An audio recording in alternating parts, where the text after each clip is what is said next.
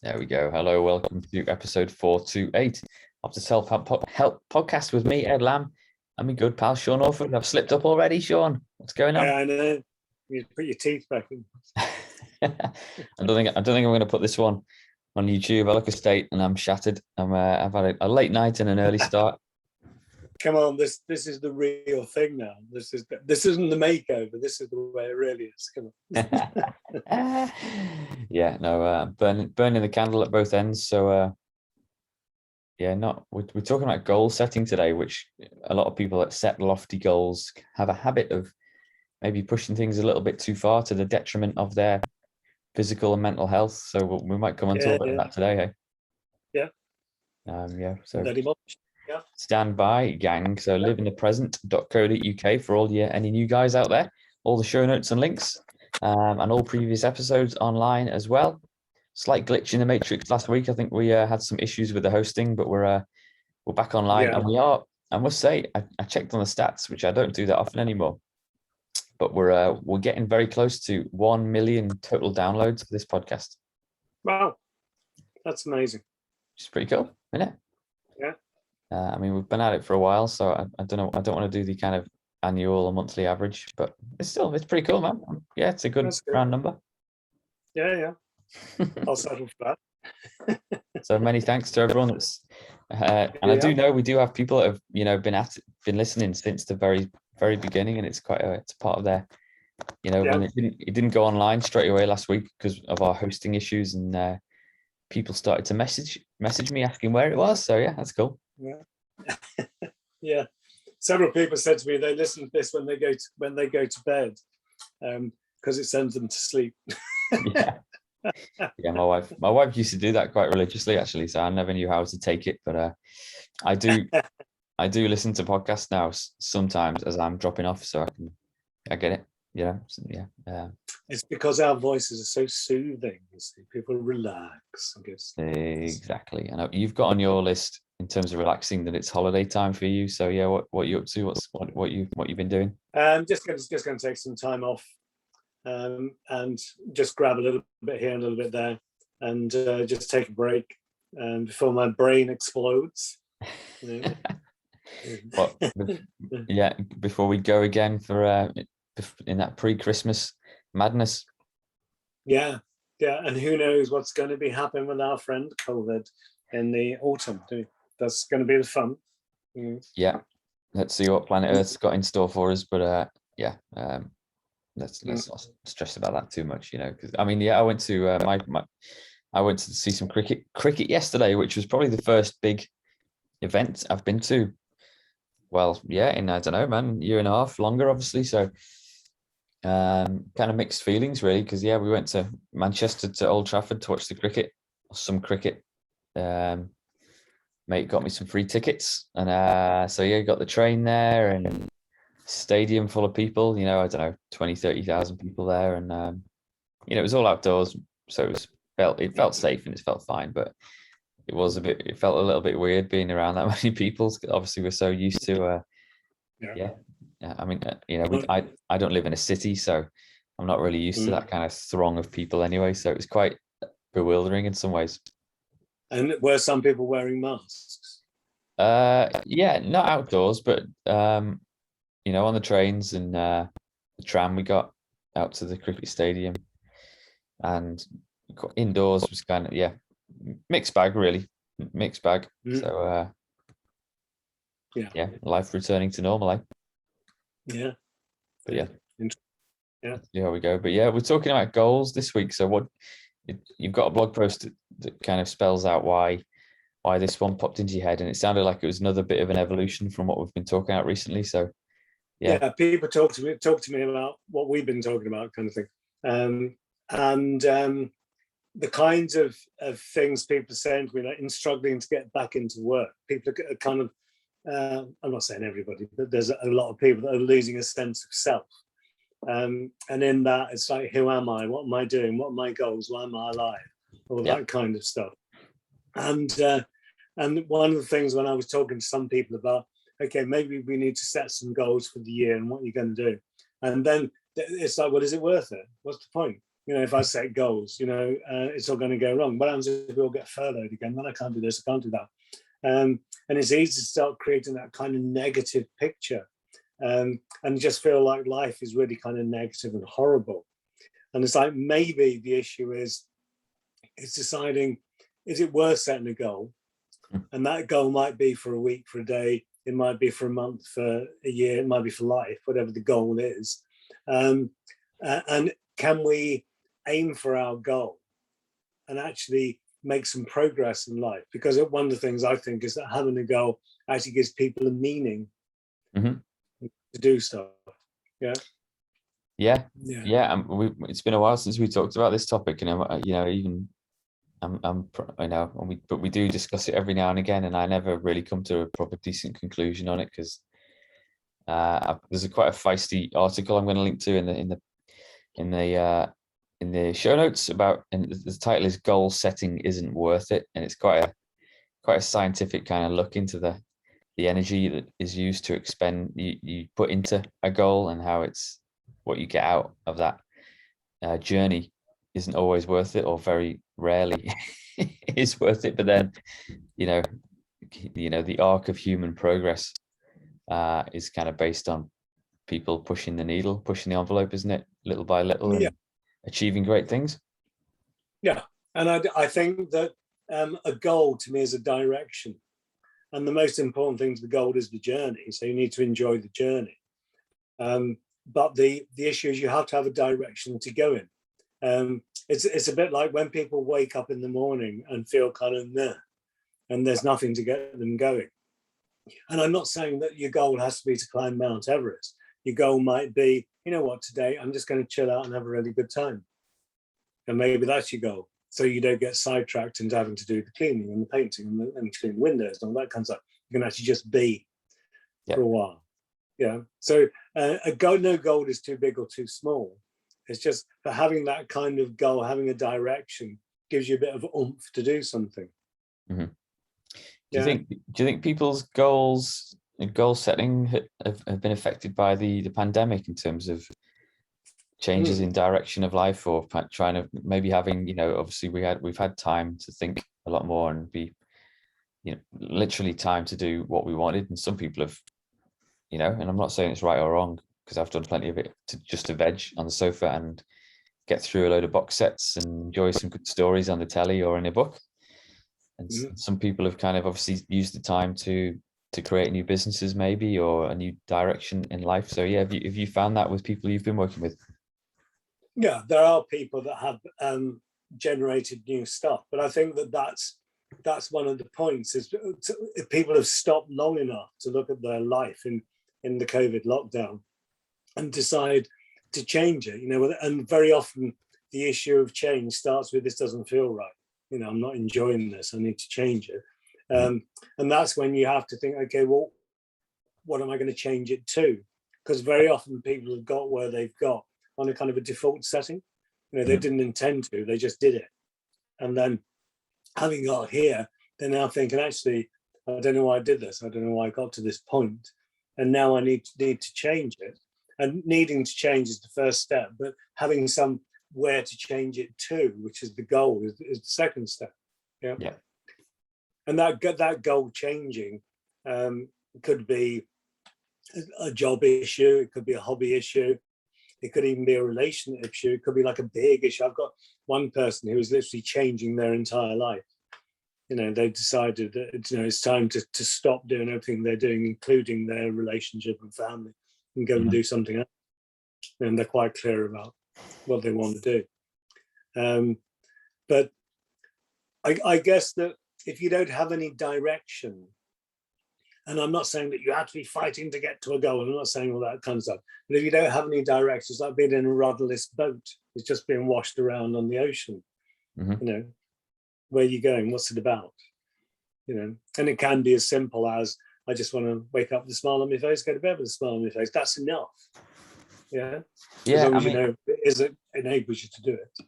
Yeah, I was going to say then, you do meet people in life, we do that they don't seem to have a goal or a direction in life or anything they're working towards. But then, I often wonder whether it's it's worthwhile letting people know about your goals. Some people are very vocal about what they want, where they want to be, what house they want to own, how much money they want to make, or maybe they want to own a sailboat at some point, or a certain car, or whatever.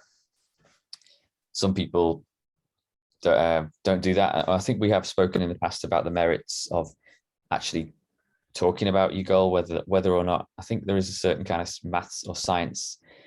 If you express a goal, a part of your brain thinks you've already done it, and you're less likely to get it done. Whereas if you keep it to yourself and you work away and chip away at it, you're more likely to do it, to get it done as well. But then, is there a right or wrong way in terms of letting people know, or kind of? I think it's okay letting people know if those people are supportive with you in your goal. There are lots of people that want to change or do something with their life, and other people look at them and go, "Cool, I wouldn't do that." Oh no, because it involves change, and people don't like change. So I think that sometimes it is better to keep it to yourself, unless you're working with a particular group of people, or you're working with a coach or someone who's going to kind of help you get on with it. But lots of people, when you want to change, there will be a lot of people that tell you not to, whatever the change is. Yeah, I mean, I have goals, not just personal goals, but like kind of community goals that I'm working towards in terms of my environment stuff that I'm working on. And I realized quite early on that it wasn't a goal that I could achieve on my own. I would need like an army of people locally. So I've been working away, chipping away at that. So, yeah, is it good to sometimes let people know what you're after, because you can then get other people to help you along? Do you find some people are too reluctant to ask for help and kind of, be open to help along the way? Yeah, I think both ways round. I don't think that there's like a rule in the sense that the kind of goals you want to achieve, you need this team of people to help you to do it, which means you've got to get them on board. So some of it is going to be sales and marketing, as it were, marketing ideas to people to get them infused in inspirational stuff. And some of it will be preaching to the converted. There'll be people that are already there and on it. I think that whenever we're sharing images, particularly, it's hard to get it right. I know I've had a couple of businesses of doing and counseling teams of people across the country doing different things.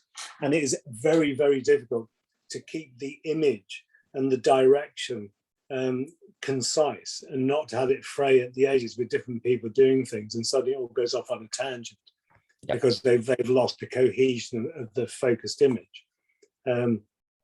So I think from that point of view, if you're going to set a goal with a group of people, you have to be a very strong leader. And by that leader, I don't mean someone who's autocratic. I mean someone who's inspirational, that they can actually share the image so powerfully that other people are inspired to go and put that image out, and actually make it happen. Yeah. Yeah, it's a fine line, isn't it? For those, I mean, those kind of mega extreme successful in inverted commas business people, they do tend to be kind of strong white men usually. Like I'm thinking about Elon Musk and Bill Gates and Jeff Bezos, Amazon, Zuckerberg, Facebook, all those like mega wealthy, ridiculous billionaires with their rocket ships and all that kind of stuff, who are, defined as successes in life. But when you start to chip away at it, they have been very goal driven, and they do all seem to share that kind of meticulous, like, attention to detail and knowing that they need to do certain things along the way. But then, after the fact and after the success, you start to find out that, they've had to kind of bully their way to the top, or they've had to kind of take advantage of people working underneath them. So it's quite hard, isn't it? If you really want to get stuff done in life, is it almost impossible to kind of not leave a few nasty marks along the way? I think it depends on the size of your goal and the nature of your goal. You could consider that the goal to create the atomic bomb was an amazing thing, an amazing journey, amazing technology. Whether it was a good thing or not is another idea, isn't it? and whether sending people up into the troposphere, whatever the top end is of the atmosphere, to have a lovely experience is great. But what's the cost? I mean, we talk about the carbon footprint of aeroplanes. What's the carbon footprint of sending a rocket up there? You know, and in a world, if the world is bursting into flames and flooding at the same time, you know, is any of that helping? You know, and I think one of the other things when you're looking at goals is if you do have a shared goal, so there's more people on board, there is more energy. And that idea about talking about your goals, if you talk about your goals with the right people, they feed your energy so that you get more enthused by sharing it rather than keeping it to yourself. Mhm. You know? So I think that is quite important. You know, I mean, you're saying that you're doing it, you're actually doing it because you're trying to get people to help you hit your goals. You know? I am, yeah. It's hard and it's exhausting, and it's but rewarding at the same time, you know, because you can see little wins along the way, even though they're only tiny. So yeah, it's crazy, to be honest. But then, you know, you've talked about it in your blog. I think you've said that a goal is the end of a journey once you achieve it. So I guess the question then is about, like, well, how was the journey? If the goal takes up 0.1%, you know, in terms of actually ticking the box and saying I'm done, and you get, obviously, I'm sure you get a little adrenaline hit or some kind of sense of satisfaction from it.